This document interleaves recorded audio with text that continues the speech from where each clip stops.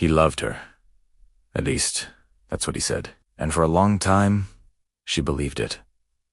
He showed up when it was easy, when she was laughing, when she wasn't asking for anything. He loved her best when she was low maintenance. When she needed reassurance, he called her dramatic. When she needed clarity, he said she was overthinking. When she needed consistency, he'd disappear and then return like nothing had happened. And somehow, she always ended up being the one to apologize. He wasn't cruel.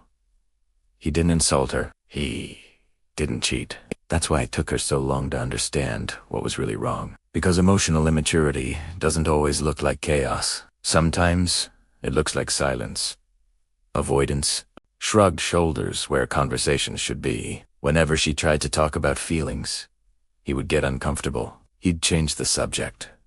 He'd make a joke, or he'd just shut down completely. To him, love was supposed to be light, effortless, fun. The moment it required any emotional responsibility, he felt trapped. He wanted the connection without the vulnerability, intimacy without accountability, love without the emotional labor. So when she cried, he felt attacked. When she asked questions, he felt controlled. When she needed him, he felt overwhelmed. Not because she was too much, but because he had never learned how to hold space for anyone else's emotions. He had only learned how to detach. He didn't know how to sit with discomfort.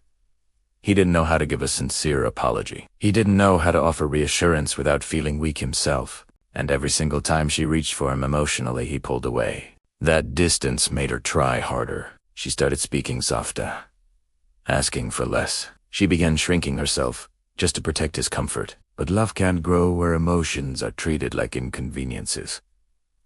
Then one day, she stopped blaming herself. She stopped asking, "Why am I too much?" and started asking, "Why is this so little?" That's when she finally understood the truth. He wasn't toxic. He wasn't evil. He wasn't some kind of villain. He was just emotionally immature. And emotional immaturity can love you, but it cannot show up for you. Because you can't build a safe emotional home with someone who constantly runs from their own feelings. So, she left. Not because she stopped loving him, but because she finally learned that love without emotional presence is just loneliness in disguise. If this story resonates with you, please know you're not alone. Navigating relationships is complex, and understanding these dynamics is the first step toward healing and finding the connection you deserve. If you're struggling, talking to a mental health professional can provide clarity and support. Thank you for listening. If you found this helpful, please like this video and subscribe for more content on emotional well-being and healthy relationships. Take care of yourselves.